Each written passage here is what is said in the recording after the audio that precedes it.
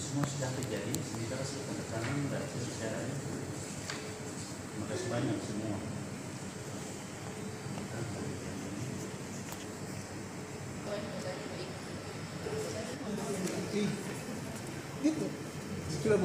Oh, pas.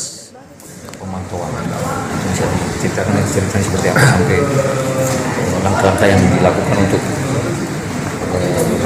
penanganan ODP itu seperti apa? Jadi kembali saya jelaskan lagi, seseorang yang positif corona itu konfirmasinya lewat sediaan apusan tenggorok bagian dalam, sputum atau lendir dan darah. Yang wajib adalah sputum atau lendir dengan apusan tenggorok bagian dalam. Seseorang yang dicurigai corona itu alurnya ada dua. Yang pertama itu yang dikatakan suspek atau dicurigai, yang dinamakan pasien dalam pengawasan, singkatannya PDP. Untuk PDP itu tata laksananya adalah harus di MRS-kan di rumah sakit di bagian isolasi selama 14 hari. Kemudian untuk bukan suspek tetapi kemudian istilah kedua adalah orang dalam pemantauan, itu adalah orang dengan keluhan batuk, demam, dan sesak, dan dalam 14 hari terakhir pernah berkunjung ke daerah terjangkit. Kita tahu daerah terjangkit itu ada beberapa tempat, ada 9 provinsi, ada Jakarta, Banten, Jawa Tengah, ada 9 pokoknya itu ya. Bisa di download di infeksi emerging. Jadi di Wondama saat ini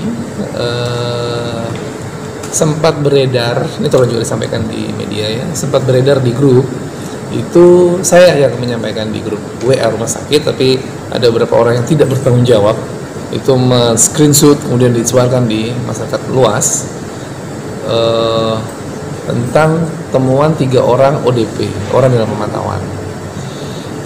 Sekali lagi, ODP ini bukan suspek, tetapi tindakan preventif yang dilakukan oleh dalam hal ini Kementerian Kesehatan dengan jajarannya, sehingga orang dalam pemantauan ini bisa dimonitor. Nah, sebelum tanggal 16 Maret itu ada pedoman penanganan dan penanggulangan COVID-19 yang diadopsi sama kita di Rumah Sakit Teluk Wondama, sehingga menyatakan ada 3 orang yang terindikasi menjadi ODP. Ternyata tanggal 16 Maret itu keluarnya malam hari pedoman tentang COVID yang setelah direvisi, yang kita berlakukan sampai sekarang. Dalam panduan tersebut, yang terbaru tersebut, kriteria ODP itu dipersempit. Jadi bukan hanya yang batuk, demam, dan terjangkit dan pernah 14 hari datang ke tempat terjangkit, tetapi ada batasan khusus, yaitu tidak ada gejala penyerta lain. Nah, sedangkan 3 orang yang dikatakan tadi di awal saya sampaikan itu, salah satunya ada yang kena gejala penyerta, sedangkan 2 lainnya ikut sama kontak erat, ya. Sehingga dimasukkanlah ketiga adalah orang tersebut sebagai ODP. Ternyata dengan pedoman yang terbaru, ketiga orang ini gugur. Jadi 3 orang ini tidak lagi dinyatakan sebagai ODP, tapi kemudian tindak lanjutnya tetap kita pantau sebagai tindakan preventif. Jadi menegaskan kembali, tindakan yang kita lakukan untuk ODP adalah kita isolasikan mandiri di rumah selama 14 hari setelah datang ke rumah sakit. Isolasi mandiri itu artinya di rumah tidak kemana-mana, keluar seperlunya saja.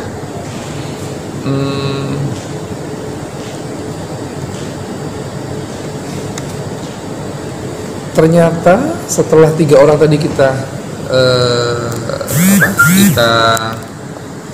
keluarkan dari sebagai ODP, ada 2 orang lagi yang datang ke rumah sakit dengan kriteria ODP dengan pedoman yang terbaru. Jadi saat ini ada 2 orang ODP dan 3 orang mantan ODP selanjutnya gitu ya, yang perlakuannya sama. Yang untuk 3 orang tadi untuk preventif tetap kita pantau tiap hari, dan yang 2 orang ini kan wajib dipantau dan dilaporkan. Seperti itu. Jadi kembali lagi untuk memberikan rasa aman kepada masyarakat luas, yang ada di Wondama ini bukan suspek, bukan pasien terduga, tetapi hanya orang dalam pemantauan yang tujuannya adalah preventif. Demikian. Terima kasih. Yang 2 ODP itu Dok, dia sebelumnya dia kemana itu di Jakarta atau mana itu? Yang jelas ke daerah terjangkit. Terjangkit ya. Kalau saya sebutkan tidak enak ya, kan ada kode etik ya. Oke, kemudian Dok, kita bicara sedikit soal penanganan nanti di rumah sakit. Nah, sejauh ini kan tadi dokter sudah sampaikan bahwa ada ruang isolasi yang akan disiapkan. Siap. Dan mungkin juga ada sarana prasarana lain yang perlu disiapkan. Nah, sejauh ini persiapan rumah sakit untuk mengantisipasi, katakanlah kita tidak mengharapkan, tapi mungkin besok ada pasien kita yang PDP atau mungkin sampai suspek, itu seperti apa saat ini? Siap. Jadi sejak 28 Januari kami sudah membentuk tim COVID rumah sakit. Jadi kita sosialisasikan masalah ini ke teman-teman para medis, walaupun ternyata belum sepenuhnya memahami. Terbukti mereka screenshot pernyataan saya di rumah sakit, disebarluaskan ke orang-orang sehingga membuat khawatir. Nah, ya di rumah sakit sendiri besok kita akan kumpul lagi semua untuk mengupas tuntas mengenai COVID ya. Sehingga harapan saya teman-teman pegawai rumah sakit ini bisa menjadi corong kepada orang-orang masyarakat pada umumnya. Kemudian ditanyakan mengenai kesiapsiagaan kalau kita dihadapan sama pasien PDP tadi. Kami sudah menyiapkan 1 ruang khusus, ruang isolasi untuk pasien PDP.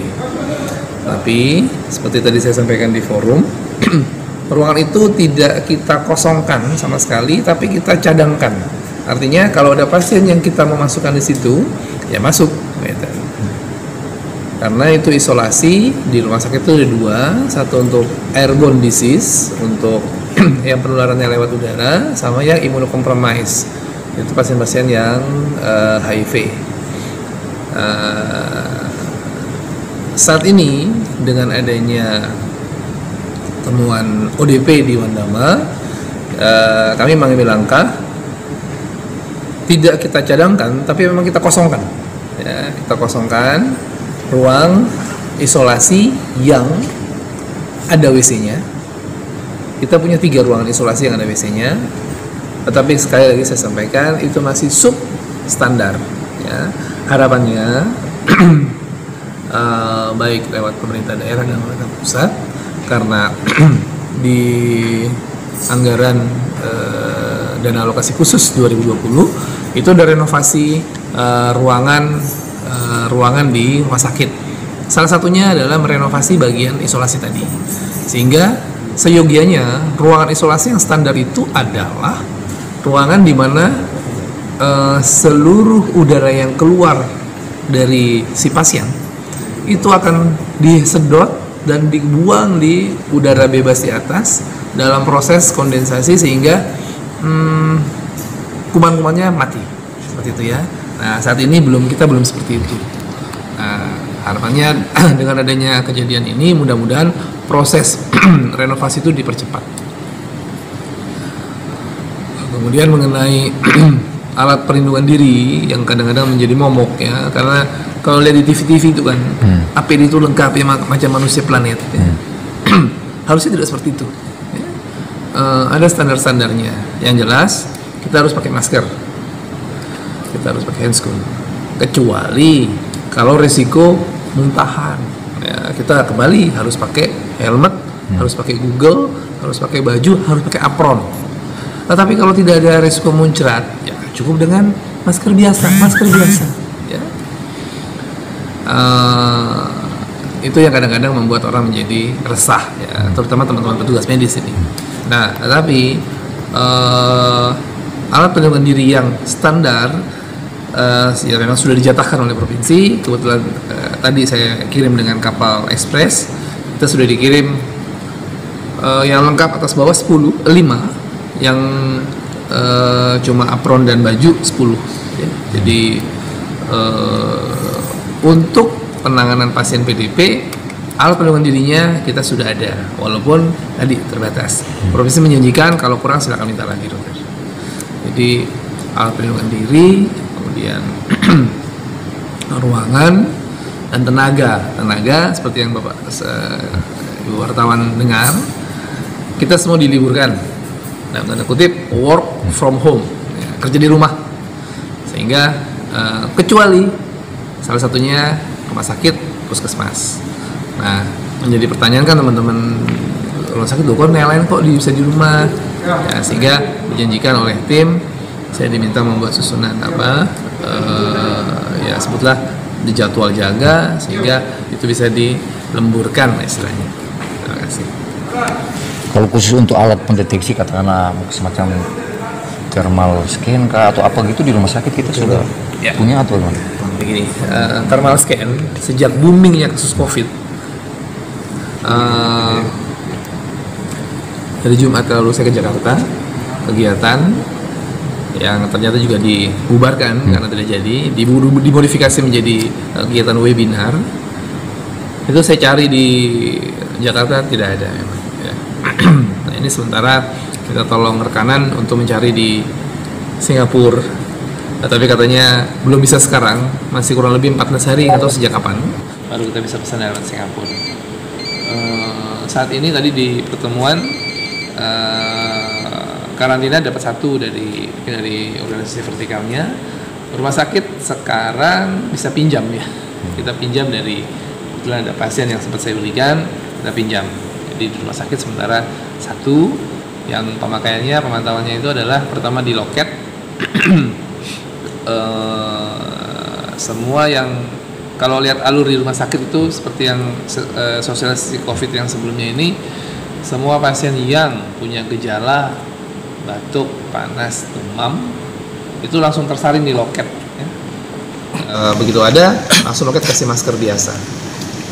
Jadi karena cuma 1, jam 2 tutup loket, jam 2 poli tutup, permalgannya itu kita serahkan ke UGD, nanti UGD yang nempel gitu ya. Sedangkan terkait dengan ya mau jujur aja,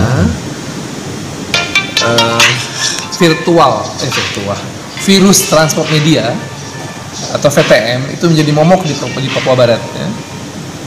Jadi dalam pedoman yang baru itu seorang PDP itu minimal 2 kali pemeriksaan, seorang ODP minimal 1 kali pemeriksaan ya. Diambil akusan tenggoroknya, dimasukkan di dalam media, dikirim ke Litbang. Informasi terakhir saya dengar Jayapura sudah bisa periksa. Tapi sekali lagi, ada virus transport media atau VTM, tidak bisa sembarang kirim karena nanti rusak. Sehingga, nah provinsi sendiri ini baru mau dikirim 6 buah VTM.